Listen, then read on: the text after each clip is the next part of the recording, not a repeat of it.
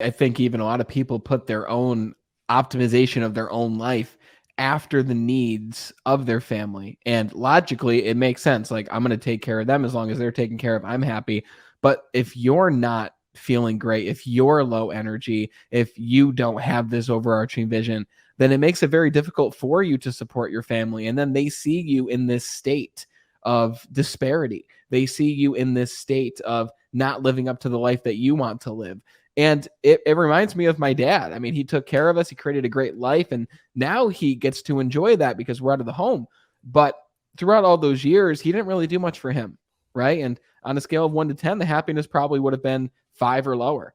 And it doesn't have to be that way. Right. You can feel great now. You can have great energy now. You can have that vision and then take care of your family. And I truly believe that you have to come first.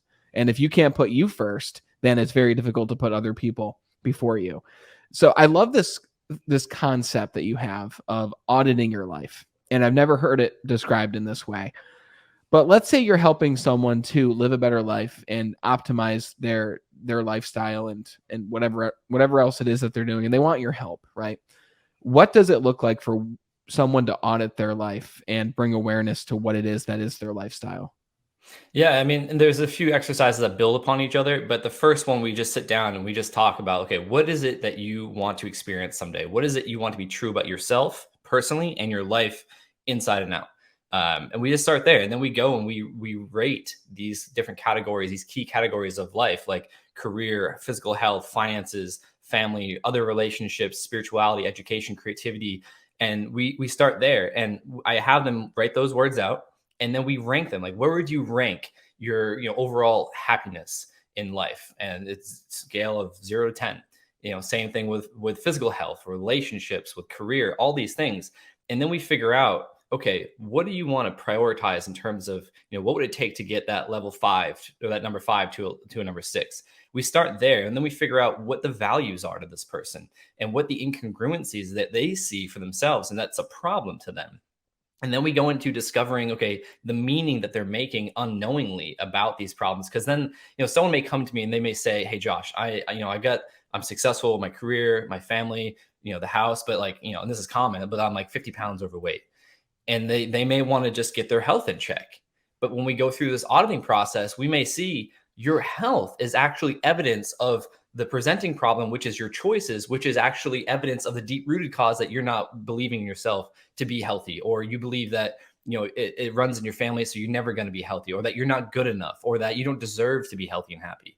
So it starts inside, and that's what my job is going through these simple exercises. And then I love listening for linguistics and seeing what the person's telling me that they're making meaning out of these different examples that they're sharing of problems in their life, because that's something I think people often miss, and I most certainly miss this as well. And it's a concept that I was taught that, okay, we have a problem with X, Y, or Z, whatever it may be. That's typically evidence of the presenting problem. Which, so if we say finances is a problem, okay, and then we find out that we're in debt, so that's going to be evidence we're in debt. And then we find out the presenting problem is we're at a dead end job. We can't get by. We're just, paycheck to paycheck, or we're leveraging debt, which is the problem of why we're in debt. So the debt is actually evidence of the presenting problem, which is the job that is not fulfilling our needs. And then below that, the root cause is a limiting belief that we're not good enough. We're not worthy. We don't deserve. We're not capable. Or what I believed was I didn't possess the ability to help other people at the level I wanted to. Or who was I to do this? It was that imposter syndrome. So it's like if you look at a tree, the limiting beliefs is the root ball. The tree is the presenting problem, and then the fruit of the tree, or the leaves, or whatever, that's the evidence of all, down to the root. Mm. And so that's what I do, is help at the beginning stages, is help understand what is at the root of all the problems you're experiencing in your life. But it starts with those 8 aspects of your life, ranking them, and then see, okay, you think the problem is your physical health. That's actually just presenting problem of maybe you have a bad relationship, meaning you're not showing up the way you want to. And that's tied back to a limiting belief that you saw this model after your parents, or whatever it may be, or something happened. So it's like, it's all bound up inside. And that's why I say health, success, whatever it is an inside job. It's not something we can chase externally by doing. We actually have to be more, and to understand what's going on inside. What is my body telling me? Because as we know, the thoughts, that's like the mind in motion, words and all those things. That's the how the mind operates and how it communicates. Our emotions or our feelings is how the body communicates with us. It lets us know, like, hey, this is off. So if you're tired, we're talking about energy. If you're tired, your body's going to tell you that, your mind's going to tell you that, but it's not like that's not the problem. That's just Mm. the presenting problem, the evidence of That's the evidence. That's problem. the fruit hanging from the tree. Exactly. And so when it comes to find out is like, oh, well, you're not making wise decisions with what you consume or how you sleep or your relationships or your career is robbing all this energy because it's, mentally exhausting. You're stressed all the time, which stress is mental, but it's also biological. So you could be consuming these foods or Mm. alcohol. Like I ask people like, all right, what's your relationship with alcohol? Like how much do you drink a week? They're like, oh, not much. I'm like, okay, define not much for me. I'm just curious. Like a couple glasses of wine a night. I'm like, so 3 to 5 bottles of wine a week? Mm. And they're like, oh, I never looked at it that way. Like that's robbing you so much energy because your body has to use energy to get what it converts to as ethanol out of your body so you don't die. Like Yeah. just simple things like this that are presenting problems that we're acting or we're participating in the behavior. It's not the problem. It's presenting problem. The problem is, that's how we cope with stress because that's what we modeled after whoever raised us as a child, or that's how we learn to cope. Or, with ADHD brains, it's like we often, self-medicate with different things like drugs and alcohol or whatever, it may be. So it's all bound up inside. And so my job, and I like to say this, like if all else fails of what I do, and the one thing I can accomplish with a person, no matter how much time we spend together, is just shift their perspective to look inward and to what this tattoo represents. Well, where are we at? C is greater than E. Being at cause for your reality is greater than being at effect, meaning it's not their fault. It's not that thing's fault. It's my accountability, my responsibility to show up and take ownership. Anytime we say it's X, Y, and Z's fault, it's not us, we're giving away our power. We're robbing ourselves of the opportunity to change.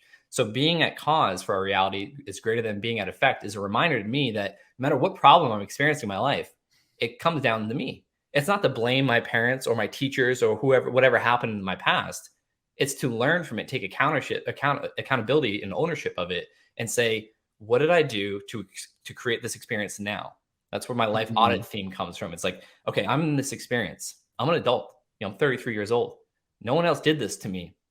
Maybe they had influence, but at the unconscious level, I know I did this. Mm-hmm. Meaning I have the power to change. It may not happen overnight. It may not be comfortable. And no, it won't be comfortable. It's unfamiliar. We talked about this on our, when we first got to know each other about the power and the biology of why change is so hard. Yeah. But it starts there. It starts with looking in and saying, I created this. I'm not to blame. I'm not to, be at fault. No one else is either. But I'm gonna take ownership of this. And how do I change? Because as soon as you take ownership of the problems you create in your life, you ultimately become the solution. I think Eric Thomas said that. As soon as you accept that you're the problem, you immediately become the solution.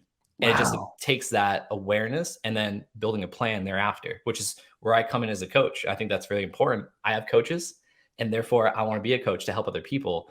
And it's not about being a coach, it's about being a leader and showing up in the way that represents the work you do and helping that person as like a tour guide.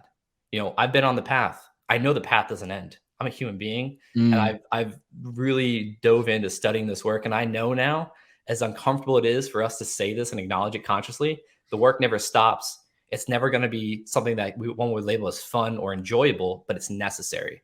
It's necessary to go through our challenges and all the things that make us uncomfortable. Because as we talked before the other week, that's what all the answers reside in, is the uncomfortable, unfamiliar, unknown fear. It's all in there, all the answers we want. It's just a matter of being comfortable with being uncomfortable. I know that's a cheesy saying, but it's so true, because that's where everything resides in terms of how we want to move forward in life and the changes we want to create.